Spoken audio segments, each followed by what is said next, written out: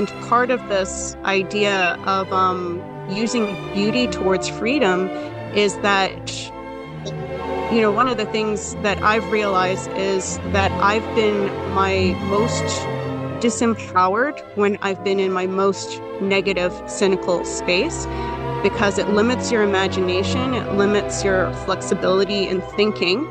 And you need an imagination in order to think up solutions to a problem, and you need optimism, especially, to be your most creative. What does it mean to be truly human? And Schiller is exactly addressing this.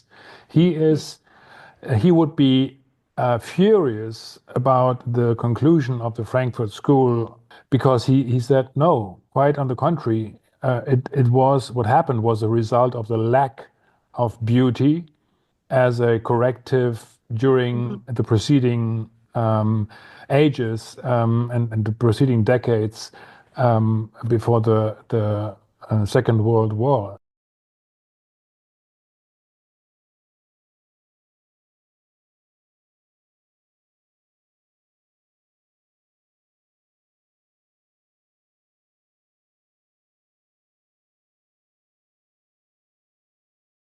Welcome, everybody, to the latest Fireside Chat. I'm your host, David Gosselin, and I'm here with two new and very distinguished guests. We have here Cynthia Chung, who is the director of the Rising Tide Foundation, a journalist, and writes on all sorts of topics, which we'll be able to jump into.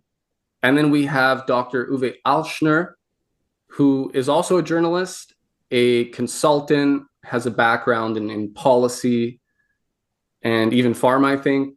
And so we have two interesting guests here that we've brought to discuss, of all things, a poet, right? You guys are in policy making, geopolitical analysis, historical analysis. And yet I thought it would be good to have you guys here because you've all written on the importance of the works of the poet Friedrich Schiller and the role of classical education in sort of grounding people in these contentious political and social times. So guys, welcome to the show. Thank you for having us. Thanks for having. And so Uwe, you're over in Germany. Whereabouts in Germany again? If you draw a line from Amsterdam to Berlin, west-east connection, Amsterdam, Berlin, and the north-south connection, Hamburg to Cologne. I'm right where the two lines will cross. So it's in the northwest of Germany. It's comparatively close to the North Sea, but it's still an hour and a half to drive to get to the shore. But it's 10 hours drive to go to Italy. So roughly that's where we are. Interesting. Well, shout out to Deutschland. And we have Cynthia here, who's by the lovely Lachine Canal in Montreal. Spring has finally sprung. So yeah, I think it's a great discussion. And you guys recently wrote some articles on the question of Schiller and classical education. Most recently, Uwe, you had a very fine piece simply titled The Future of Humanity. And you've been discussing various policy questions. You worked on a documentary with Vera Sharav called Never Again Is Now. Sharav is a Holocaust survivor, and you guys have put out some very compelling work right now. So in your article, Uwe, I'll just read something because we're going to be reading Schiller quotes throughout this discussion for people and getting them acquainted with Schiller and why he might be useful for anyone who has some hopes of seeing a genuine and lasting cultural and aesthetic revival. There's a lot of stuff to read out there, and Schiller isn't that well known. So having two of my fellow Schiller buddies, I think will help to, give people a sense of why that is. So in The Future of Humanity, Uwe, you write, it was the German poet and philosopher Friedrich Schiller who, after studying the disaster of the French Revolution, had come to the conclusion that only the combined development of both essential human capacities, for feeling as well as for thought, could bring about the most perfect of all works of art with the construction of true political freedom. Anytime we're talking about the role of poetry or art in politics, people can get apprehensive or wary. But you've written on this a fair bit, Uwe, and the role that just listening to a classical composition has played in helping you to regain composure in our contentious times. So yeah, what would you say to people who today there's often this idea that, well, who's to say classical music is any different than any other kind of music, right? Mozart helped you regain composure, but why can't I just sit on the porch, turn on some Stevie Nicks, have a glass of sangria and a cigarette, and why is that any less transcendent, right?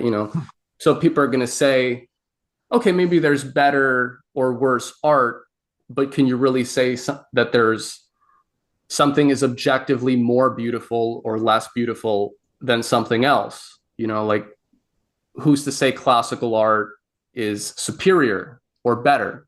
And people get worked up. They're like, what are you, a fascist or something, right? Back in the day, the Congress for Cultural Freedom played a big role on that, which maybe we can discuss later, in terms of trying to disabuse people from the idea that there could be some objective notion of aesthetics or beauty. And yet Schiller makes the case, right? Yes, he does.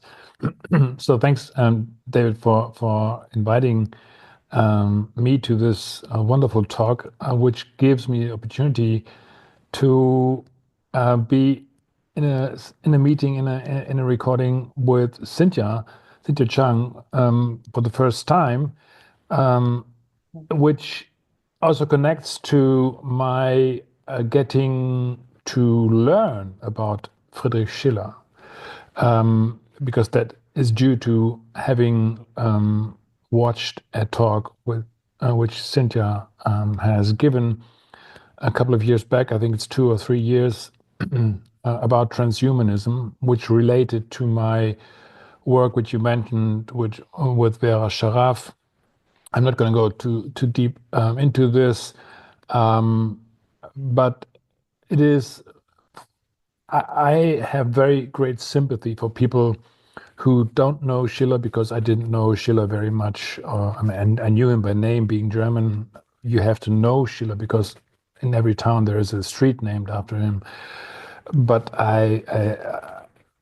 last time I read something from Schiller was in school, and it was The Robbers, and it was, it was an old story. It didn't really have much consequence for my studies. So I thought, because the way I was introduced to it was quite, boring or traditional or whatever you want to call it. And in this talk about transhumanism, and why this will not succeed, which is the most important part of it,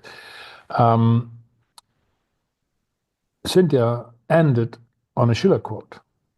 It is through beauty that we will get to freedom. Or I don't have the literal quote with me in English now, but that's basically the essence. And I really was, this emotional inner voice saying, yes, I want to believe this, because everything looks so dire and looks so bleak out there. And this is something which I want to hold tight and hold dear to my heart.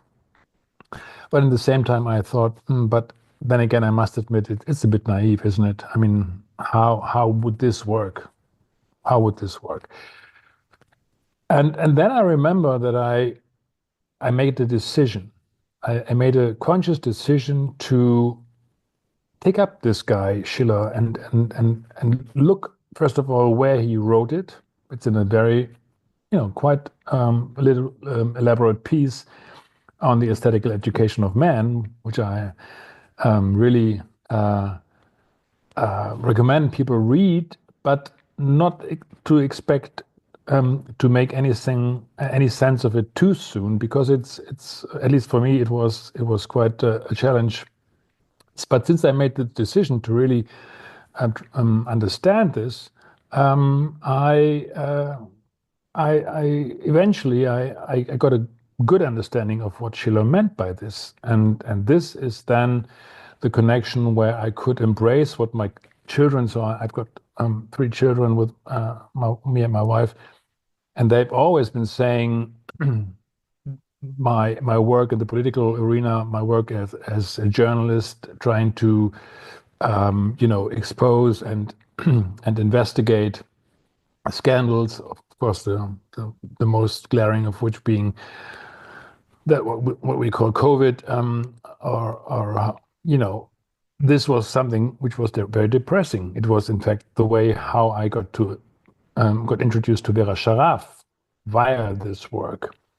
Again, this is just to say that my children said, why are you doing this? You don't do it for us. This is something which is a burden on you. It wears you out. Don't dig into this negative stuff for us. We don't want you to do that.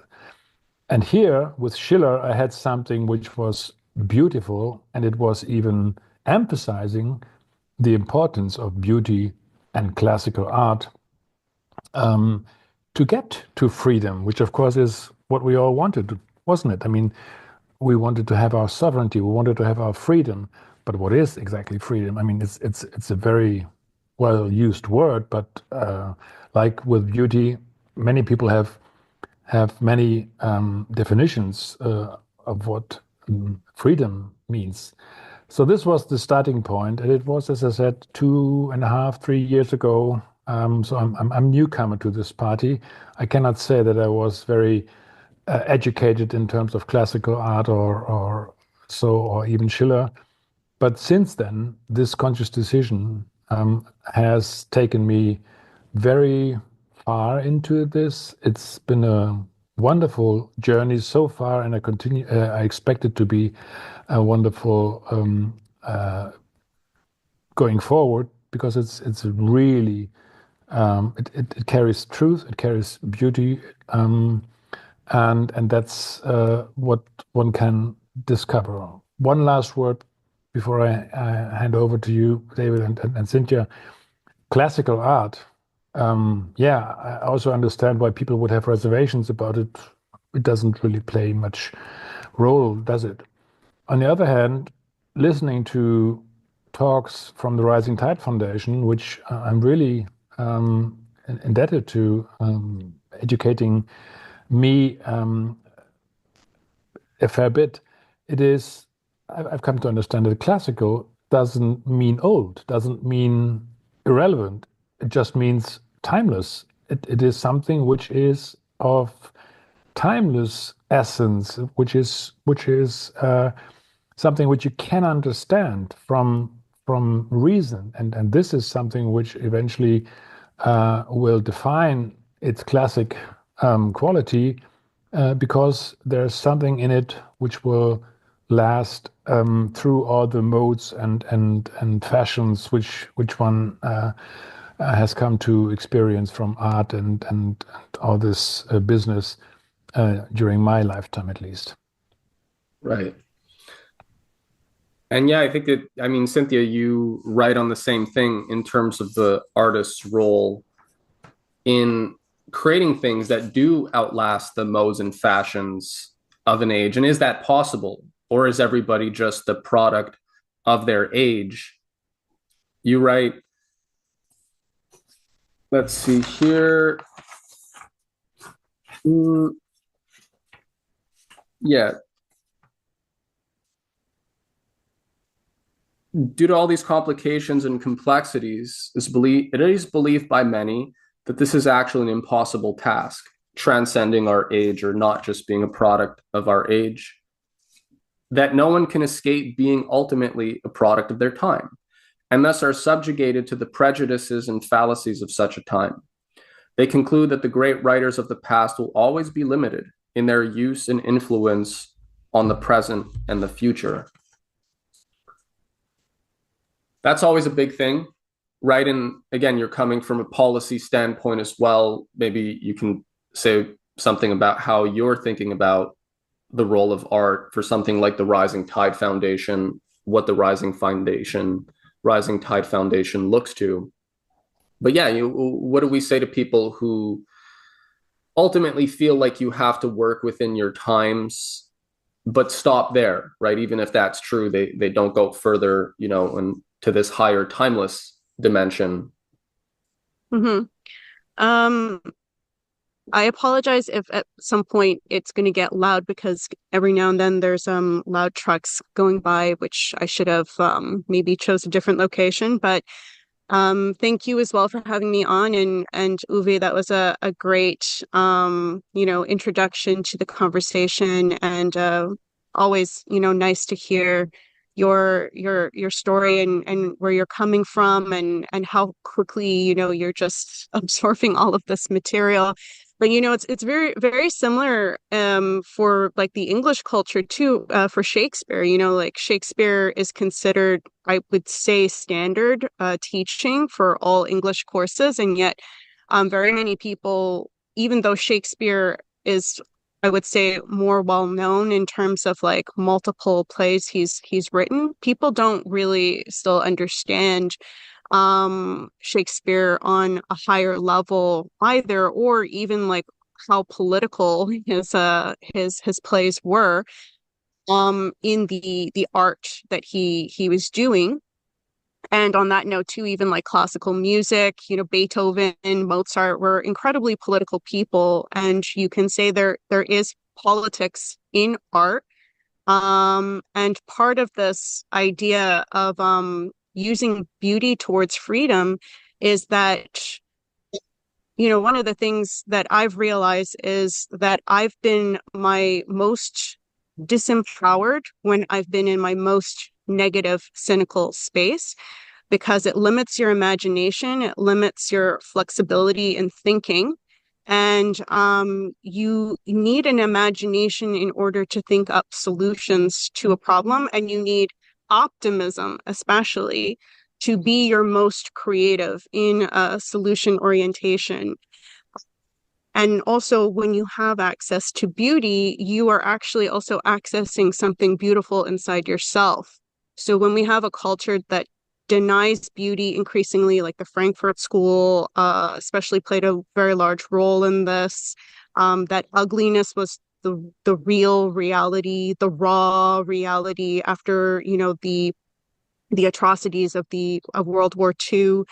And we had to confront this ugliness within ourselves. But we also have something beautiful. And obviously, in order to uplift yourself out of the ugliness, you need the beauty somewhere to move to. And I find it very sad that so many people can see only a reality of ugliness. You're actually denying a huge part of yourself, and you're denying a huge part of a conversation you can have with yourself. And that's like another role that art has to play, is that, we have to be able to have conversations with ourselves. A lot of people, they can't even like spend too much time alone. Like, it's weird. Like, we have a culture that's very isolationist, but people are still like, they're always on their like phone, like social media, or they're constantly like, their attention is still being grabbed by something. But to like be alone with your thoughts, like walk through a park, do something that requires a conversation with yourself, because we should all be having thoughts inside of our head, which is a form of conversation. These are all like incredibly important things to have. And that was like one of the things about the Frankfurt School that you can see has really gone into music and entertainment, is a direction towards schizophrenia. And like the Frankfurt School even, said it very outright that that was like a goal of theirs. And the CIA, the Tavistock Institute, Congress for Cultural Freedom, Esalen Institute, which Dave has done a lot of work on the subject. So your audience should have I would say, a certain familiarity with those things. It was all to push people towards dissociative patterns in thinking. We actually want to, and we're most happy and healthy and balanced when we are able to have a conversation with ourselves. It's not just like meditation where you empty the mind, sort of idea. So art from that sense is very political because its first goal is to empower the individual. And once the individual is an empowered person, then they can empower others. And so that's how I view timeless art, which, Uwe, that was great of you to clarify that classical really means timeless.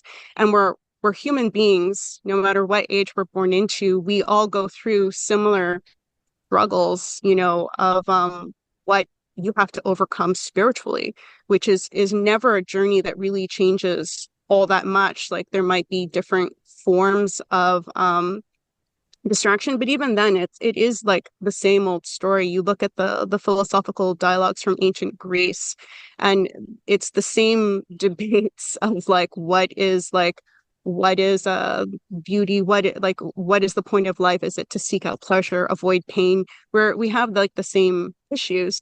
And if you're too bounded to with like the world you live in, that also isolates yourself from other cultures in the world as well, right? We have a universality of what is to be human, and just because you're in a different culture doesn't mean you can't have a communion with another human being, even in a different culture.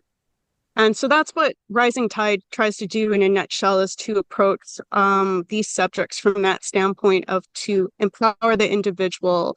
And again, very much a Platonic method in the search for truth, but Schiller was very special in the sense that he was the one to really emphasize beauty like no other philosopher that I had heard outside of his work, and that to be a good person, you don't have to be stoic.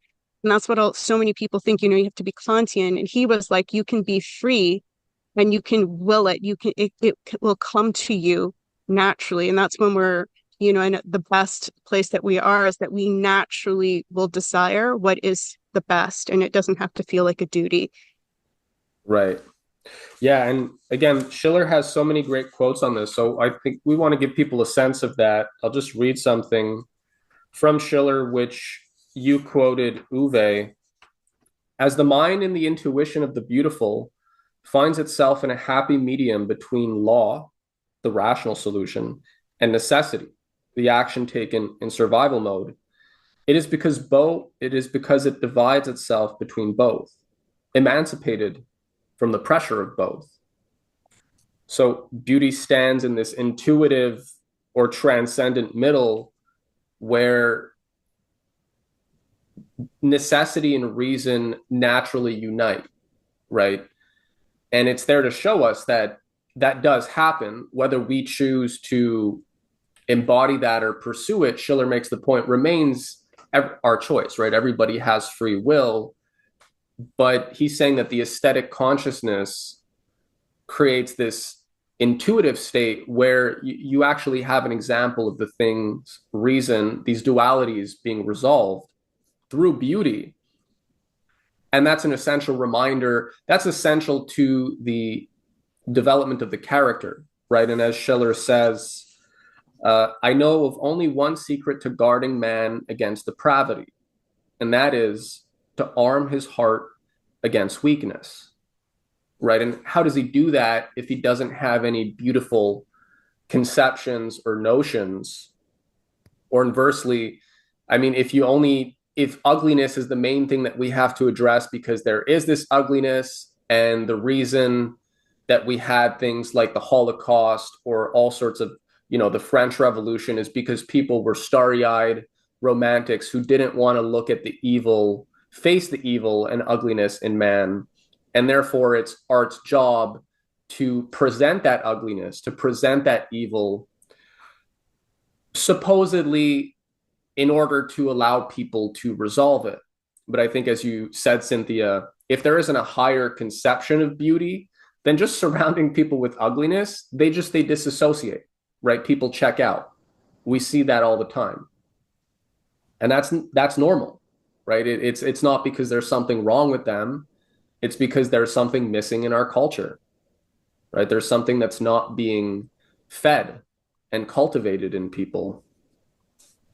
And so, Cynthia, your essay, which we'll link to in the description, that everybody should get a chance to read, including the Schiller's theater as a moral institution, and they should read Schiller's actual essay.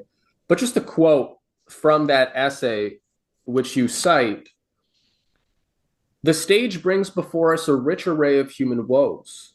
It artfully involves us in the troubles of others and rewards us for this momentary pain with tears of delight and a splendid increase in our courage and experience.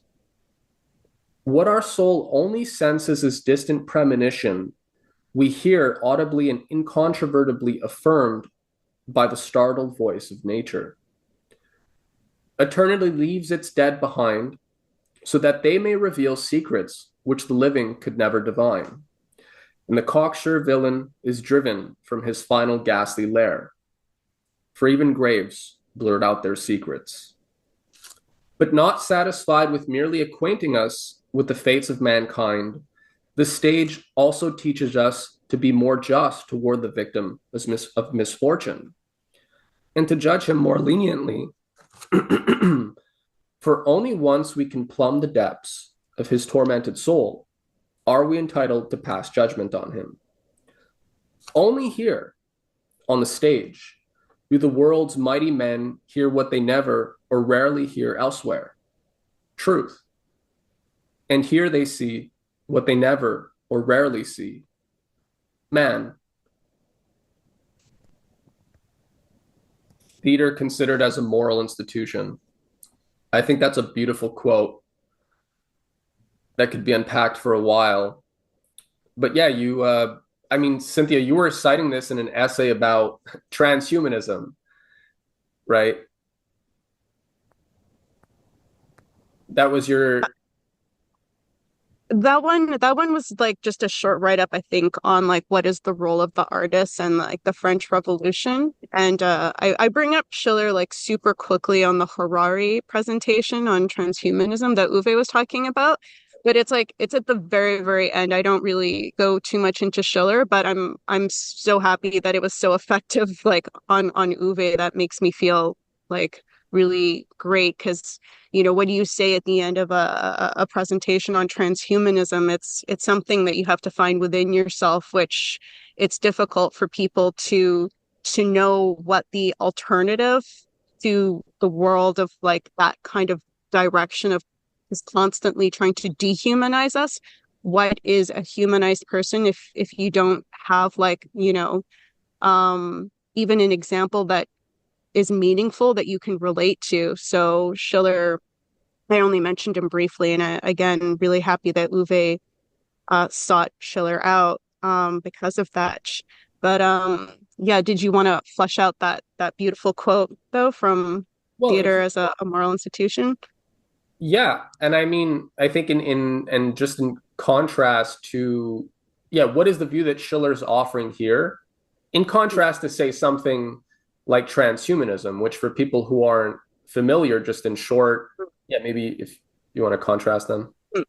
I've noticed that there are still a few shows that are using that kind of classical structure, which are actually Chinese TV shows that are like very impressive with the level of human psychology that they have, but they don't like here in the West we tend to look at like the worst qualities, or we really oversimplify the psychology of characters, and it's become very formulaic, and it doesn't really go deeper into the psychology unless it's like a dark negative one.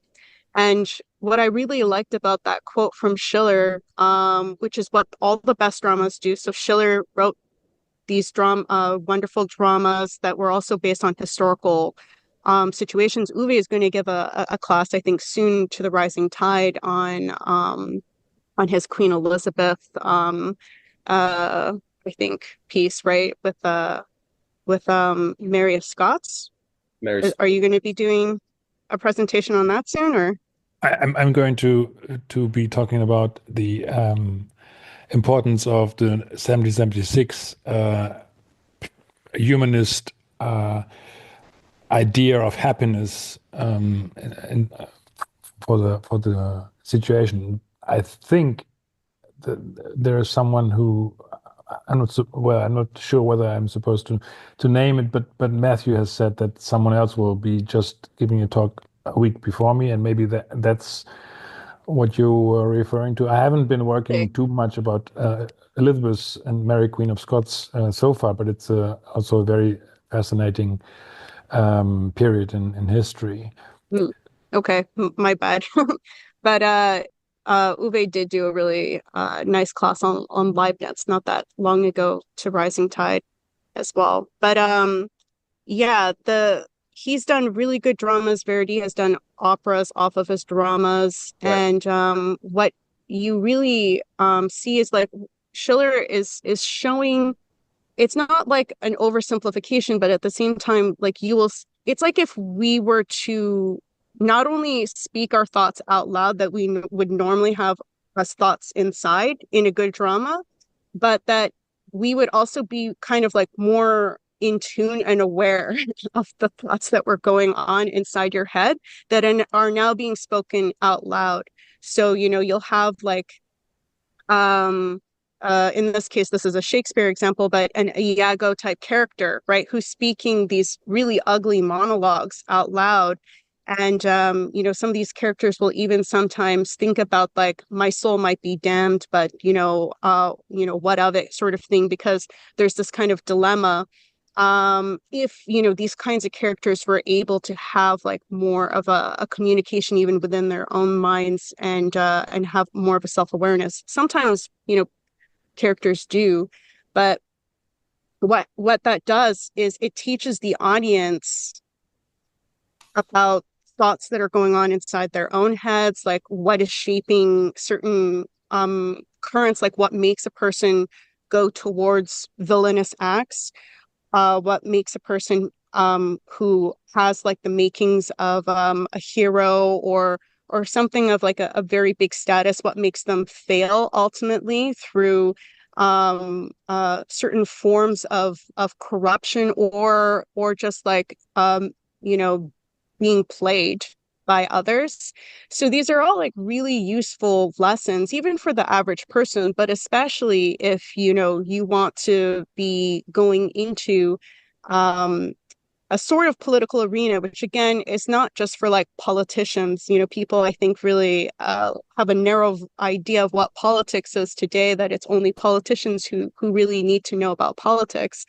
And I mean, honestly, if we view ourselves as living in a democracy, which most Western, people, they view themselves as proud to live in a democracy, which means you have responsibility as a citizen, right, to have a certain kind of awareness of things. And so the role of education is so that we are not just like totally clueless of what's going on. I think that's another bad habit that we formed, is that I have to have a degree in something in order to have an informed or educated opinion of it, and that's not true. We can teach ourselves by reading up on subjects. It's not like you have to be given a grade before you can think or speak about a certain subject. So yeah, like Schiller is showing in some ways access to the mind of villainy, which he again starts off with Gosselin too, saying that's like one of the worst things, is that the average person tends to not understand what makes someone a villain, so to speak. And if you don't understand that, you also can't protect yourself against certain forms of corruption as well. As you can see in our culture, there is a kind of lack of morality. There's a lack of caring for the future, which means we're not caring as much as it used to be, stressed a lot more to leave a better world for those who would follow after us. And I think people have become so disempowered that they don't even think that that's like a possibility anymore, or to fight for a better world. But it's also to showcase a really heartbreaking vulnerability and fallibility to man, which is where we see man, from that standpoint too, so that you, even from a villain, you can see something human as a struggle, which is a failing struggle if that person ultimately becomes a villain. But it's still, we are saddened by the fact that they failed something that would have allowed them better access to something human inside of them. And that's also why we're moved by tragedy. And Schiller has done some really beautiful essays too on like why do we gravitate and why are we moved by tragedy, and heroes who will even make sacrifices. Why do we get very emotionally moved by such acts? Because nobody wants, to sacrifice themselves. And I mean, I don't mean it in a utilitarian way or anything. Obviously, if you fight for something, you're taking risks, and there's something noble about, being willing to take risks. Yeah, and here on the Sublime, there's a few things that I would like to say here. But yeah, I like the point you made where people, okay, if we're in a democratic society, that means people have a responsibility because they need to know how things work. They need to know how their society works. So it's actually the threshold for what you actually required from a citizen is much higher. And yet, then the first instinct though is like, oh, okay, so I don't know enough about how society works. I should probably get a degree in political science or sociology or something. And yet, like the point you're making, I think, is that actually, well, no, in fact, that could cripple you, but also a much easier path. I wouldn't say a shortcut. I don't necessarily believe in shortcuts, but there are paths of least resistance. Reading classical tragedy, right? Classical tragedy is where you see axioms played out, right? You see potential, whether realized or lost, right? Tragedy gives us that degree of freedom to see the whole spectrum of personalities and characters. And so it's not prescriptive, right? Classical art isn't there to say, don't do this, don't do that, or do this, or be a good person. But it's putting the whole thing before you and letting it play out. And I think in terms of psychology, the reason that can have such a profound effect on people is that oftentimes it's people's refusal to play out a vision of themselves or an idea of themselves that they don't like, right? Or things they're like, yeah, in their mind, they're a much better person than they are, maybe. And so then they're surprised when they make certain mistakes, right? And they're disappointed with themselves. Tragedy is preemptive in that sense, in that it plays the whole thing out for you, and that can shock people, right? Because they weren't necessarily psychologically ready to play out the whole thing, right? And they find that they see themselves in the characters on that stage. And so, yeah, it is very complex and dynamic in that sense. And so the irony for me is that with all this talk of, the Frankfurt School, the Congress for Cultural Freedom, and all these ideas in a lot of modern art, early 20th century modern art, that man has to face the ugliness within him. And yeah, that beauty sort of, the romanticized idea of beauty has just crippled man's ability to face reality. And yet there's been a dearth of tragic compositions in the 20th century, right? We're also told that tragedy, the argument was made that tragedy is also outdated, right? Because people don't have all the same shared values anymore. And so for tragedy as an institution to work as it did in ancient Greece, it's because people had these collective meaning maps so they could all relate and emote with the thing. But in a secular world, you can't really have tragedy as art anymore because people have different ideas, right? And so I feel these kind of things, right, there's a rejection of universals, right, in the assumption for that argument. But yeah, the irony is there's been a dearth of tragedy in an age where we were told that man had to face the ugliness. And so, yeah, and ironically, tragedy I mean, I've just been reading the Phaedra plays. I read a version by Racine. I read a version by Seneca. There are other versions as well, and it's a tragedy. You know, Phaedra, stepmom of Hippolytus, Theseus's son, is in love with her stepson, and in different versions, you know, is she gonna act on it, or you know, once it's known, how does she try to cover it up?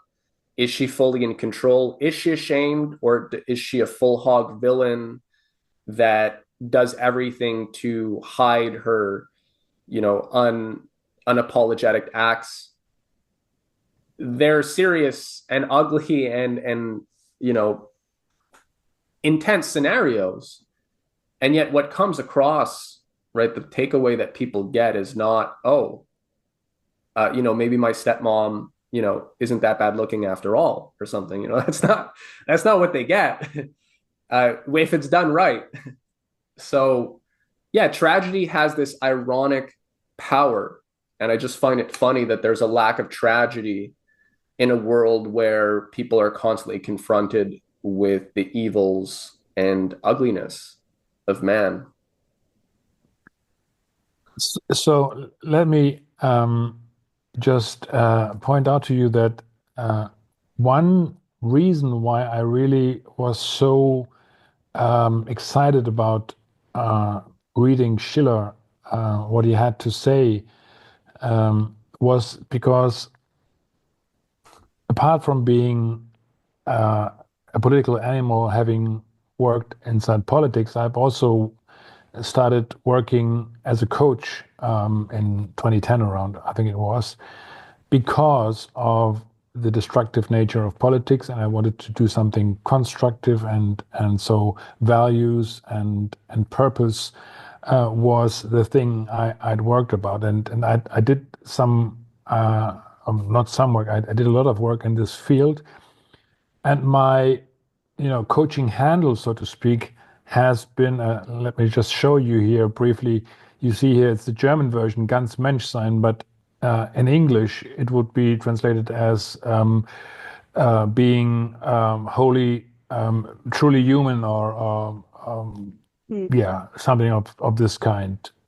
What does it mean to be truly human? And Schiller is exactly addressing this. He would be furious about the conclusion of the Frankfurt School and its ugly dogma, ugliness dogma, dogma of ugliness, because he said no. Quite on the contrary, it was what happened was a result of the lack of beauty as a corrective during the preceding ages and the preceding decades before the Second World War in particular.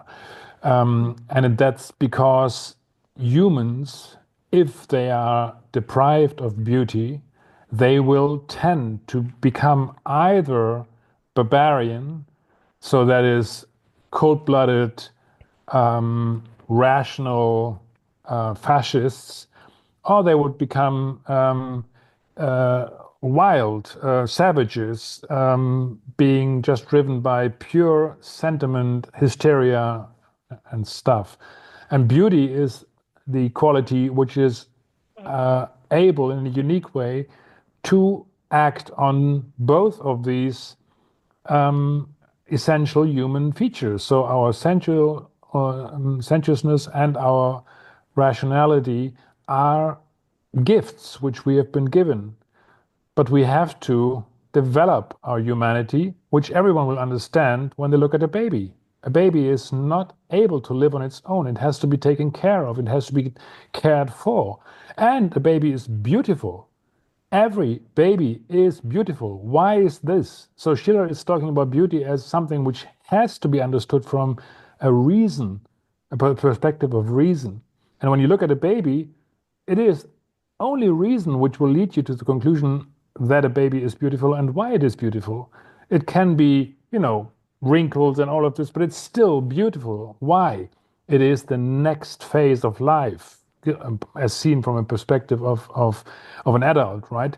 It is eternity, at least figuratively speaking, because by all means, an adult is going to die before the baby. Therefore, this is the next dimension of what life is, and therefore this is a symbol of life, and it's a symbol of beauty as well. We want to cuddle it, we want to protect it, nurture it, and stuff. And this is just one example which I have just, you know,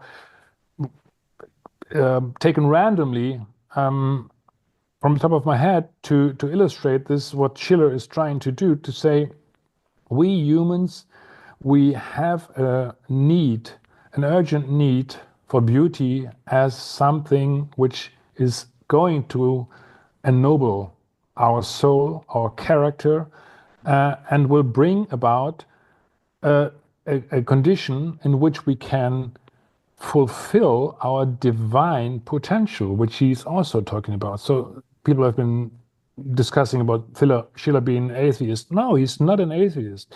He is very critical of church hierarchy, yes, as he is critical of other forms of despotism and hierarchy. But he's not at all atheist. In fact, he's I would say he's very, very what's the word, spiritual, or he's very, he believes in God. He doesn't believe in a particular formulation, which is also something classical, because that which Christians or Jews see, I mean, Christian and Jews, there's a difference, obviously, in the way they look at Christ, but at least they have the same, God as creator.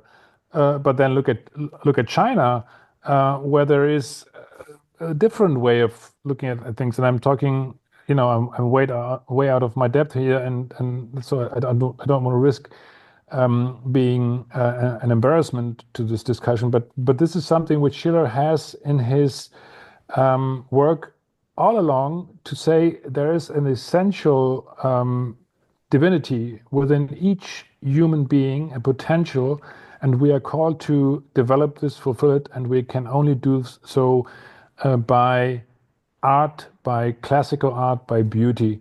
And that's something which I found so attractive and so inspiring and so easy to understand. Look, I understand when people say it's too much for me. I cannot understand it. It wears me out. I have to leave it. Okay, leave it. There's so much by Schiller which you can taste, basically, and it's short verse, beautiful poetry, but even his political writings. I mean, what he wrote about the Jesuits in Paraguay is something which is not beautiful in this sense, but it is extremely truthful and enlightening for our perception of fundamentalism and terrorism today. I mean, this is something which has been employed, and Schiller is uncovering this, putting it into a context of how do we prevent this? And the way we prevent it is by ennobling our souls, making ourselves beautiful souls. And this is something which is extremely attractive in my view. Yeah, and I would quickly just make a note before you take over, Dave, that yeah, you don't have to have a religious doctrine, I think, to follow the golden rule, right? Of like, do unto others as you would have done unto yourself, is one of the core teachings of Christianity. And that is most certainly I think a positive thing that, other cultures who might not have been Christian in their orientation have also clearly shown themselves to have taken on in their best moments of civilization and culture, and to care about the future children and unborn children is also, I think, a very good standard of morality. And we can definitely have a kind of sharing, a harmonious, relationship with others who share in that disposition. Right. And yeah, again, Schiller, it's such a vast world. We've all read the Letters on Aesthetic Education of Man.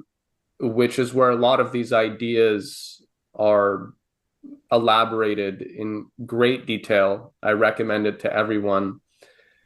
And yeah, well, I think for me, often it becomes a question of whether things are seen in a purely tribal way, right? You could be any religion you want. If you're coming at it from a truly tribal perspective, then yeah, you don't really necessarily care about all the children in the world or whatnot. You're concerned about your community, and your world pretty much stops there. And hey, that's not. You look at the Protestant versus Catholic wars, so it was Christian against Christian as well, right? Which you made a good point actually in one of our conversations when we were just hanging out, Dave, in terms of this idea of like you can't trust a country that isn't Christian. And it's like Europe had like the 100 Years' War. There's like a war that's called the 100 Years' War that was like Christians being pitted against Christians. So, Well, there's more there's than. something further, right? There's something further that we need to look into in terms of like how we're going to live in a world of harmony and common understanding and for the common welfare sort of thing. As one of the Beatitudes says from Christ's Sermon on the Mount, blessed are the peacemakers, for they shall be called the children of God. So there's a lot of people that, and Schiller deals with this. So I don't think it's off topic, right? He deals with these questions of faith, spirituality, and man's ability to wrestle with, ultimately, when we're talking about religion, theology, we're dealing with questions of absolute truth, right? Absolute goodness, absolute beauty, absolute reason, and how man deals with these questions. And so for Schiller, he's saying, unless you have a conception of the beautiful, you're going to encounter all sorts of contradictions and paradoxes that you won't be able to resolve if you're just going at this from a purely tribal us versus them, right? And that historically we can see, what was more lethal to Christianity than these religious wars, right? The ones amongst themselves, the 100 Years' War, the 200 Years' War. There are many different wars. So yeah, and people can talk about foreign wars, but how often has it been the sort of the civil wars or the regional wars that have broken up the. Oh, okay. Well, Cynthia's going to be back. Her battery ran out. But yeah, so I think Schiller is saying that unless we have a conception of beauty, you're not going to be able to cultivate that universal taste, if you will, or aesthetic for seeing the humanity in something in the multiplicity, right? In something that seems a grouping that seems very different from yours, and how you resolve that multiplicity. And that's a very superficial level, right? Because people say, well, there are clear differences, and there are. But again, how do you deal with those differences in art? You alluded, Uwe, to, if we look at Chinese classical culture, I mean, you're going to find a lot of similar principles that are actually going to, I think, help even, Ezra Pound was very big. A lot of Western writers historically have drawn on the classics of the East to develop their own perspectives or enrich their own perspectives. So even there's always a win-win. We'll keep it moving here. I have another quote which can just build on what we were discussing. And, on your example, Uwe, of the baby, of the child, which Schiller also, he has a great epigram, which I'm not going to remember verbatim here, but basically the child is infinite potential, is boundless potential, in the sense that the conditions, man has this boundless potential, which is then ultimately limited by every defined condition in which he acts, but it's still boundless. And so the question becomes, under what conditions can this potential be cultivated? And that's where he's saying that beauty is the crucial factor in deciding how this potential is developed. So here in the 21st letter on the aesthetic education of man, he says, As soon as we remember that freedom is taken from man by the one-sided compulsion of nature and feeling, and by the exclusive legislation of the reason and thinking, we must consider the capacity restored to him by the aesthetical disposition as the highest of all gifts, as the gift of humanity. I admit that in his potential, he possesses this capacity for humanity already, before every definite determination in which he may be placed. But indeed, he loses it with every determined condition into which he may come. And if he is to pass over to an opposite condition, humanity must be in every case restored to him by the aesthetic life.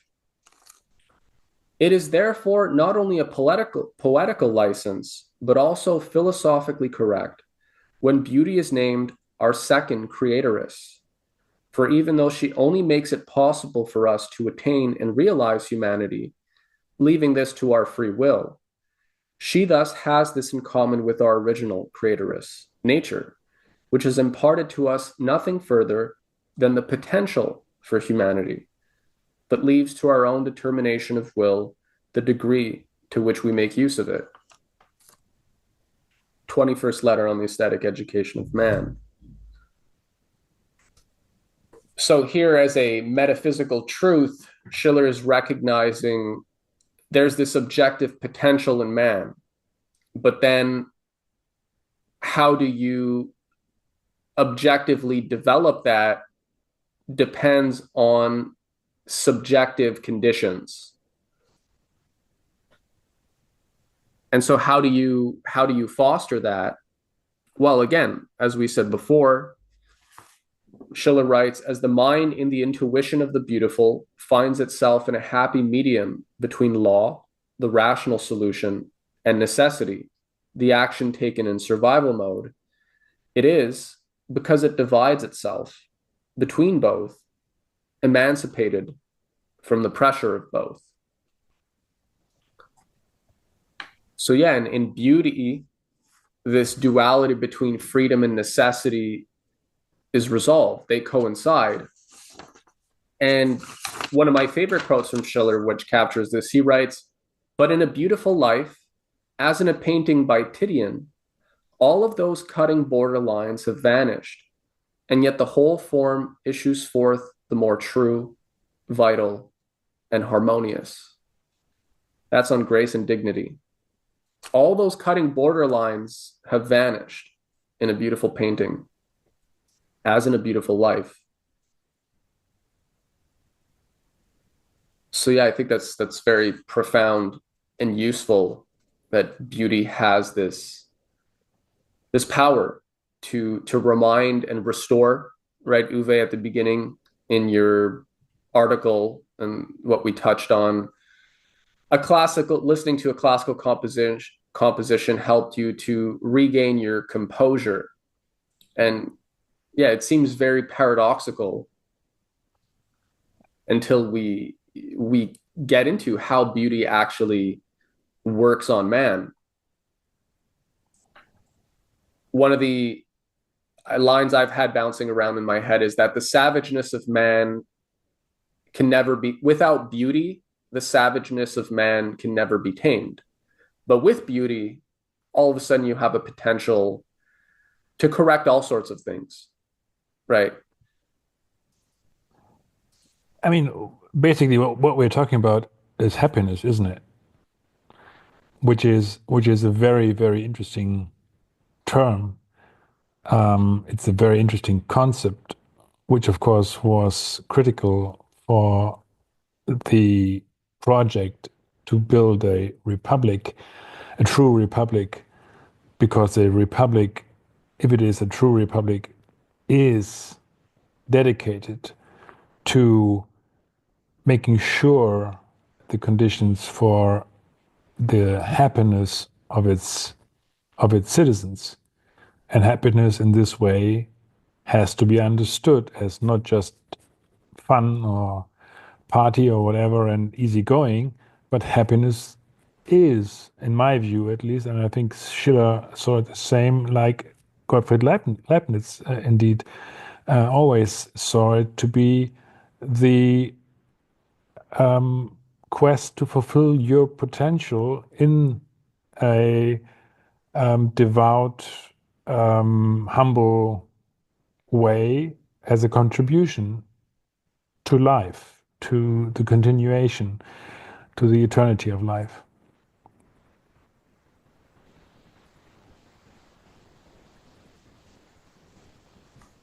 Yeah, well, that's definitely a big question, right? Is happiness, what is happiness? And again, oh, is this too philosophical and abstract? Is happiness just acting on whatever immediate impulse one has, or just people say follow your heart. And I think Schiller would say, yes, follow your heart, assuming that you know how to develop, right, and cultivate the necessary faculties to do so, right? There's an intuitive power that man can't ignore if he's to be creative and if he's to be happy, if he's to act and live with ease, right? And freedom, even in difficult situations, right? To make sovereign decisions rather than just being a product of his time.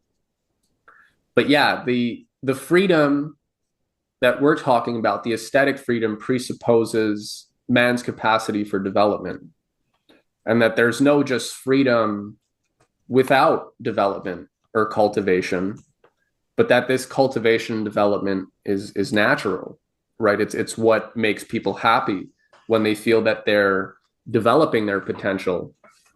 And I actually remember there's an interesting segment by Gabor Mate, who's a psychologist. He's the father of Aaron Mate, also a journalist. And he was saying that in his practice, what he saw is some of the most unhappy people were the people who had lived their lives and maybe they were successful, they had a lot of accomplishments and accolades, but the unhappiness stemmed from not being true to themselves, right? So I think of a lot of modern celebrities. They have power, fame, abundance, and they're beloved by all sorts of people. But who is it that the people love? Is it really the person who they are, or is it the image that has been curated? And to the degree that people have been just living out or playing out this image of themselves that isn't true to them, they're not happy. And so, yeah, we do need to find ways to develop our potential. And to the degree we feel we're not, we're usually unhappy, and we tend to disassociate, right? We tend to get distracted. So here again, beauty from the Schillerian standpoint brings clarity, right? It brings perspective.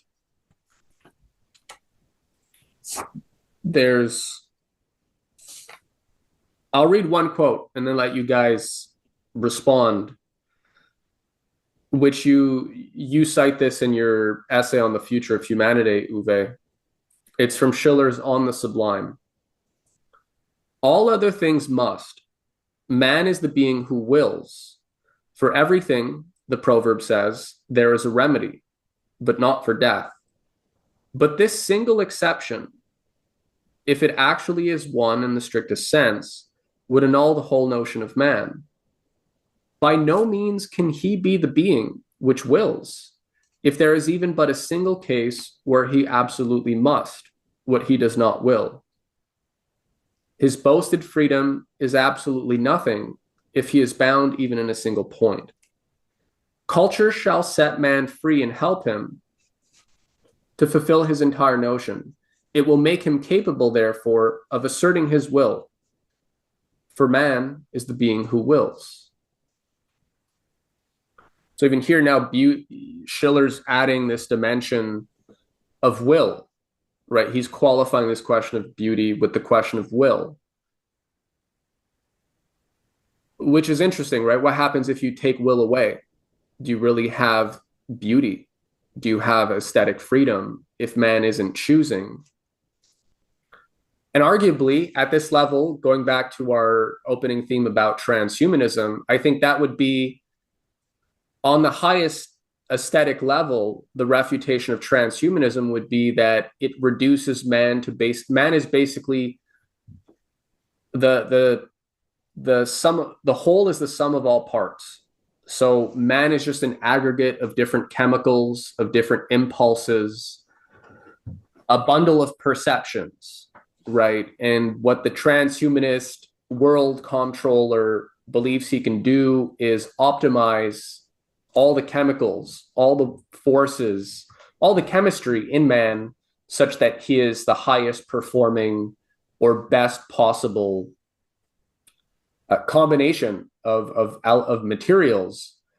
But if we subscribe to that, if we subscribe to the idea that the whole is just the sum of its parts, that there's nothing beyond that, that the whole isn't more than the sum of its parts, then there is no free will, right? It's just a question of optimizing one's feelings, which is just derived from one's chemistry and biology. And to the degree that we can engineer human beings to make them more efficient, right? Whether socially, eugenically, or otherwise, the transhumanist argument is that you'll have the best possible world if you can just optimize human beings, which are grossly inefficient from the day to day, right? That's what they'd say. But one could argue from the Schillerian standpoint that that's a very ugly conception of man because it denies his free will. And so where is the beauty? The beauty just becomes a mathematical formula, right? How do you mathematically optimize people's chemistry? There's no freedom in that. And it's funny, we're in 2025, right? The debate over free will has been going on forever, and yet it's so popular today, right? The Sam Harrises of the world, the owners of meditation apps and stuff who preach the four horsemen of the Enlightenment, right? Is that not what they're called? They're the four horsemen of the new. I think I'll add something to that quickly, Dave, and then I'm going to probably have to step out because the person at this coffee shop is not very friendly to me having this meeting. Okay. But I think that that's a really good point that you're making on and what Uwe was making a point to at the beginning, which was like, what is freedom even, right? Because there are people who have different definitions of what is freedom.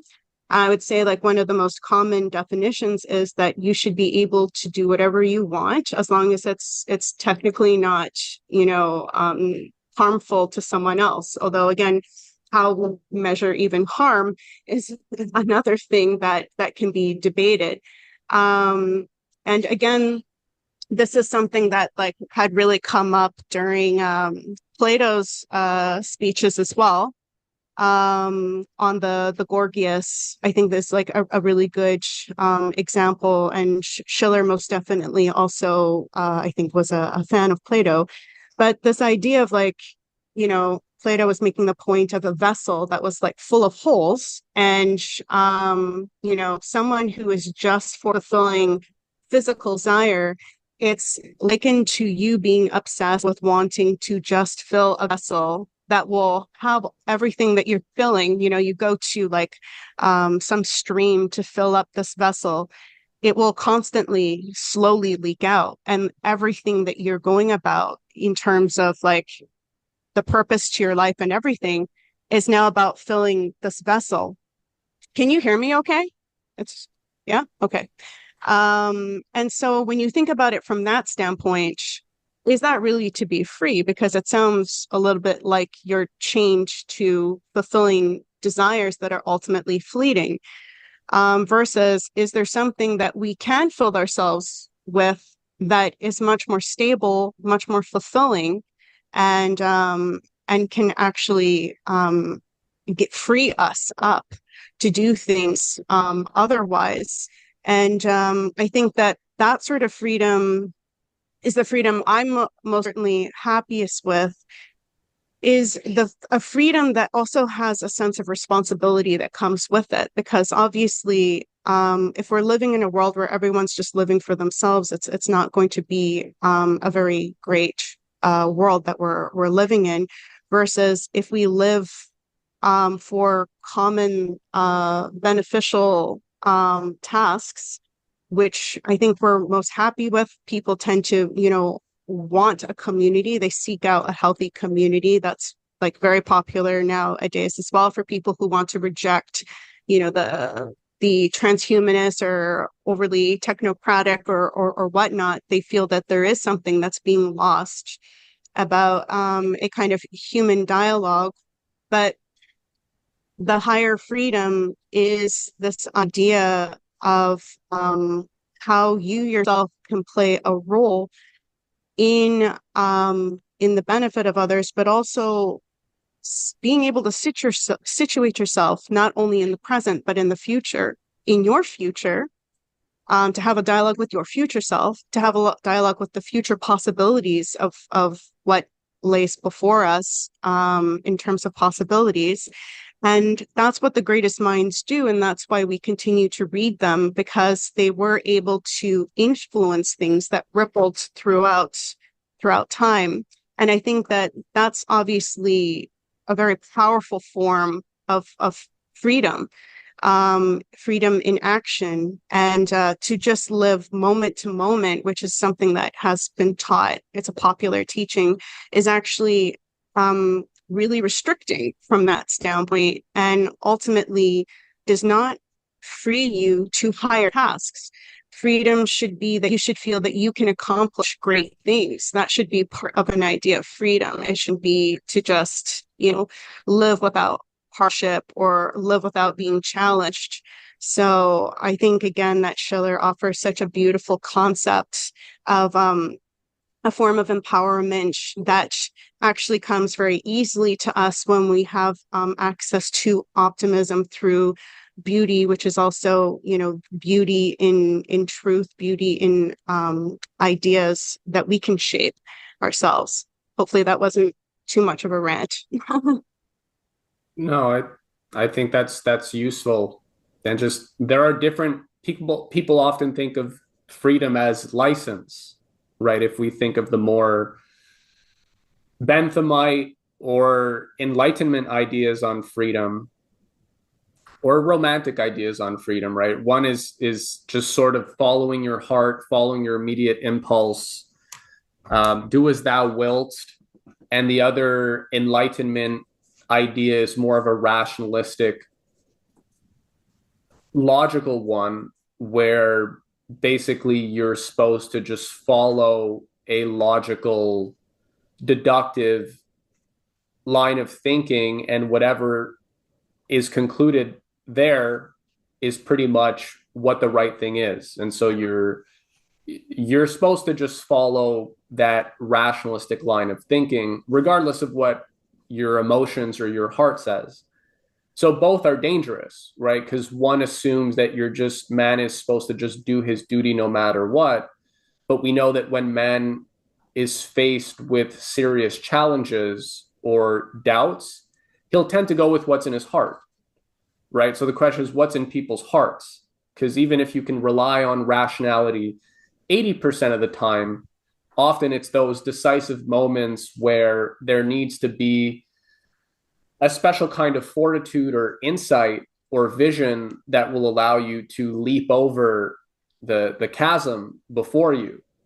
And you need some heart for that, right? There has to be the sufficient strength or vigor or vision in your heart that you can pursue if you're going to leap over these chasms.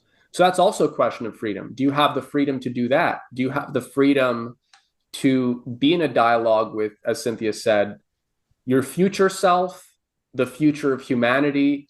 And does that impact what we're doing? And how does that impact the heart versus just following one's Kantian duty at any given moment and emotionally being quite very limited, right? Very stifled. So yeah, there are many different ideas of freedom, and So, freedom. so, so let me, because I'm almost bursting to get it out. And we've been now talking about freedom and about the heart, but we haven't mentioned yet love, which is something which is extremely important for Schiller. If you look at his Maid of Orleans, which is all about the capacity to love your neighbor, love your fellow countrymen, love your people, love your nation, even as you would love yourself. So it's not do as thou willst, but it is love your neighbor as yourself, which is all, which is driving and carrying Joan of Arc in Schiller's view, because he defends her against Voltaire's um, cynical, violent satire, which isn't a satire, it is really to try to destroy this idea of love as a foundation for a nation.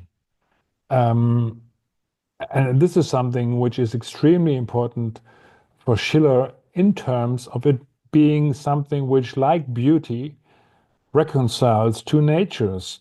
It reconciles reason with the